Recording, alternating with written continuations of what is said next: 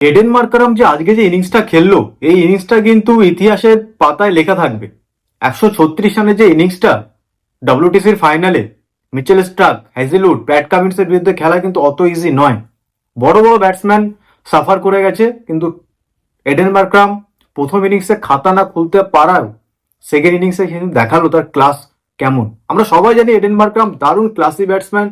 বিরাট কোহলি নিজেই কমেন্ট করেছে টুইটারে যে ডিলাইটফুল ইনিংস, দারুণ, অসাধারণ, মানে খুব কম চান্স দিয়েছে এই ইনিংসটাতে বোলারদের। এক কথায় একাই ডব্লিউটিসি ফাইনালটা জিতে দিল।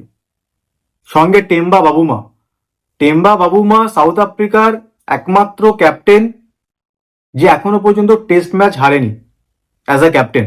তার যে 66 রানের যে রানটা, এটা কিন্তু একটা ম্যাচ ডিফাইনিং নক। আমরা সবাই দেখেছিলাম যে টেম্বা বাবুমার কিন্তু হ্যামস্ট্রিং এ চোট ছিল, ছুটতে পারছে না, তবু কিন্তু সে পুরো ডে 2টা নট আউট গেছে, তারপরে ডে 3তে এসে হয়তো আউট হয়ে গেছে।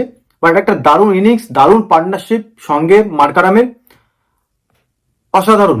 এক কথা প্রায় 25 বছর পর 1996 লাস্ট চ্যাম্পিয়ন্স ট্রফি পেয়েছিল, তারপরে একটা আইসিসি টুর্নামেন্ট পেল। ম্যাচের টার্নিং পয়েন্ট, আমার মনে হয় ম্যাচের টার্নিং পয়েন্ট ছিল বাবুমার যে ক্যাচটা স্টিভি স্মিথ মিস করলো, হেলমেট পরে স্লিপে ছিল, আই থিঙ্ক এই কারণেই ক্যাচটা মিস হয়েছে। ওইখানে যদি উইকেটটা পড়তো, আমার মনে হয় টেম্বা বাবুমা যদি উইকেটটা পড়তো, তাহলে কিন্তু এই ম্যাচ এত দূর আসতো না, হয়তো সাউথ আফ্রিকা হারতেও পারতো। কারণ পেছনে যে ব্যাটসম্যান গুলো আছে অতটা টাচে লাগছিল না। স্টাফস তো অ্যাজ আ টেস্ট ব্যাটসম্যান এখনো অনেক ইমপ্রুভ করতে হবে। বেডিংহাম ভালো প্লেয়ার, ভালো খেলেছে। কাইল ভ্যারিনি ভালো player, as a wicket keeper তো দারুণ করেছে। মার্কো জনসন লাস্টে টেলেন্ডার ছিল, তো যদি টেম্বা বাবুমার উইকেটটা খুব তাড়াতাড়ি পড়ে যেত আর ক্যাচটা যদি না মিস করতো, গেমটা কিন্তু অন্য টাইপের হতো।